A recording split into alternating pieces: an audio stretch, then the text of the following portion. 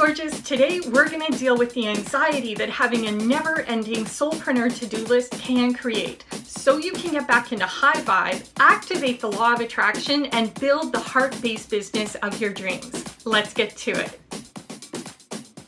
Welcome back to the PowerHouse. Vanessa Long here, coach, trainer, and creator of the PowerHouse Business Academy. For regular motivation and heart-based business and coaching strategies, make sure you click the subscribe button so you don't miss a thing. When you're running a soul-based business, it can feel like you have to do all the things all the time, and that can create a ton of anxiety. Today, we're going to talk about 5 ways to deal with that anxiety by dealing with your to-do list and the monkey mind that's keeping your to-do list overflowing. The first way to deal with anxiety in your Soulpreneur business is to figure out where that anxiety is coming from. Nothing is scarier than unknown fear. So we need to bring that fear into the light and figure out exactly what's driving it, exactly what's causing it. Before we can figure out what to do with it and treat the symptom, we need to get clear on where it's coming from and deal with the root. If we don't, the anxiety will just continue to regenerate. And even though we're doing all the right things, we're still gonna feel that anxiety and it's gonna make us miserable. Working with soulpreneurs and coaches over the last several years, I've seen a pretty common pattern emerge when it comes to anxiety. And that anxiety is usually generated by the unconscious mind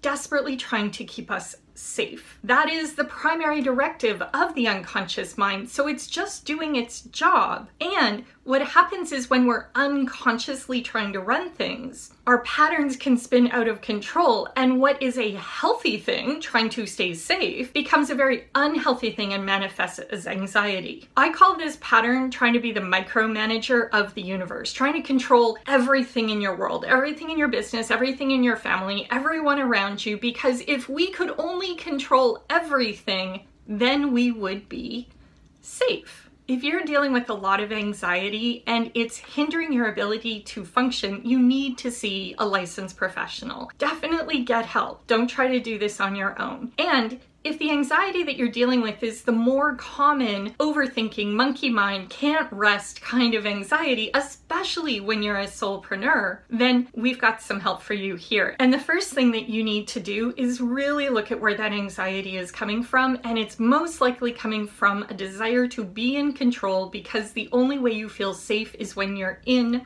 control. Sadly, that belief that you can control everything to be safe is an illusion, and I've linked a video here where I talk about that in more detail. What you need to know as a soulpreneur is that you cannot control everything. In fact, there are very few things that you can control. And so a big part of running your soulpreneur business is learning to surrender, learning to let go, learning to flow with what is actually happening, and trust that the universe loves you, will take care of you, and that the people around you are competent enough to take care of themselves and deal with the consequences that arise from their actions. Only when you start to trust and release and surrender will you be able to deal with that anxiety that comes up from trying to control everything. The second way to deal with soulpreneur anxiety is to change your mindset. So the first way was to look at the root. The second way is to change your mindset. We have to accept that there is always more we could do. Always. There is always more that we can do. There is always more that we can do when we're a soulpreneur. Always. When we run our own business, when you're an entrepreneur, there is always something you can do to get something going, to make it better, to end something, to fix something. There is always something that you can do. And I believe that the ability to focus on what's essential and let the rest go is actually a huge part of being a soulpreneur, especially a female soulpreneur. And I believe that the ability to let go and surrender and only focus on the essentials in your business and just trust that the rest will deal with itself is one of the hugest soulpreneur lessons, especially for women. Oh, it is so hard for us to let go, and we need to learn to trust and go with the flow if we're going to deal with that anxiety, if we're ever going to have a moment of peace. So the second thing is to know that there is always more. You will never be caught up. You will never finish. That's why you've really got to be ferocious with your to-do list and prune it down to the essentials. Focus on what actually works, because you simply don't have the time, energy, and attention to deal with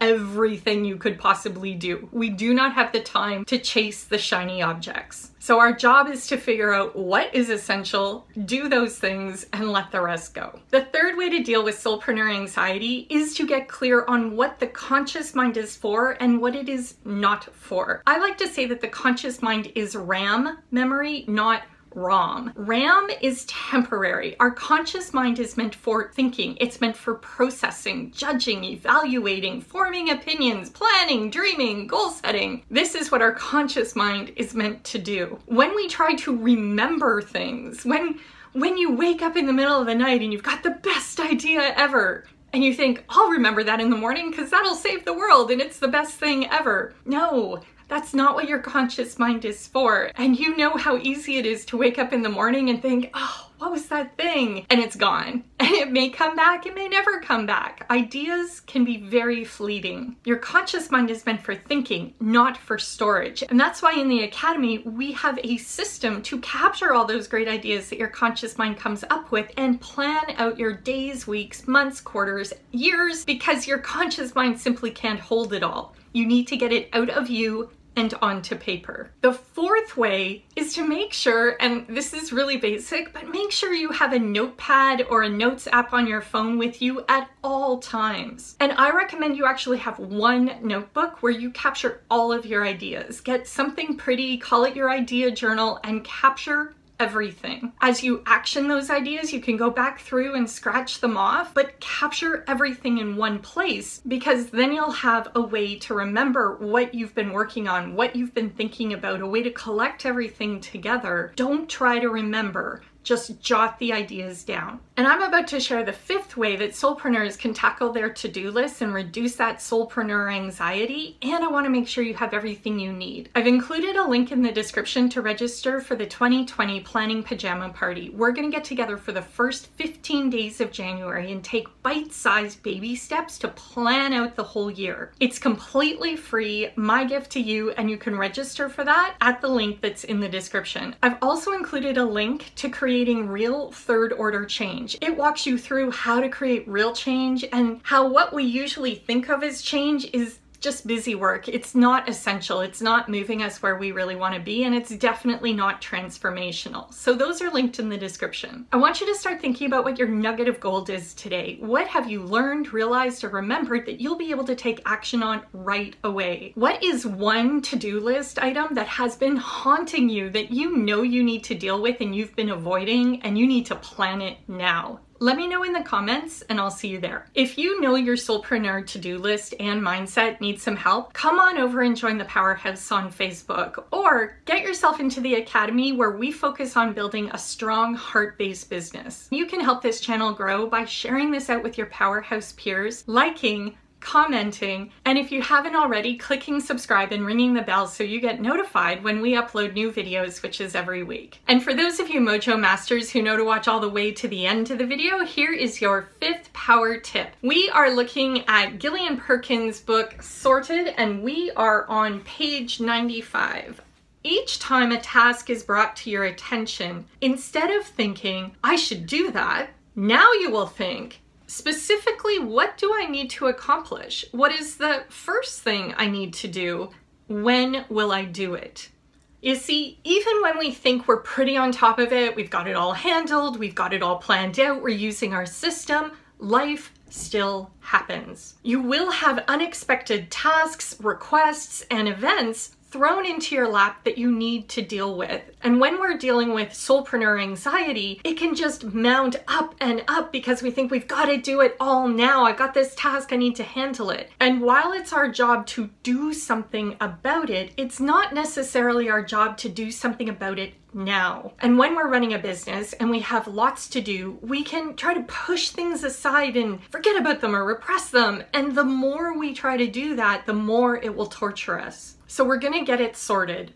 The first thing we're going to do is we're going to decide, one, does this even need to be handled? Like, do I need to handle this or can I just ignore it? If we decide we need to handle it, then two, we need to figure out exactly what needs to be done. What will a win look like? Most likely we won't have time, energy, or attention to make it perfect. So don't aim for perfect, aim for excellence. How can you achieve the outcome you desire in the easiest way possible? 3, once you've figured out what needs to be done, figure out if there's someone else who can do it. Figure out what you can delegate. Even if you can delegate small parts of it or hand responsibility to someone else for certain parts of it, that'll reduce your load and free you up to focus more on your business and your life. And then the 4th thing, which is everything that's left over after that delegation, is to figure out when you're gonna do it. When are you going to tackle this? And that's why you need a system where you can put it down in your calendar, in your day planner, allot a certain amount of time for it over a certain amount of days to know that it will be done.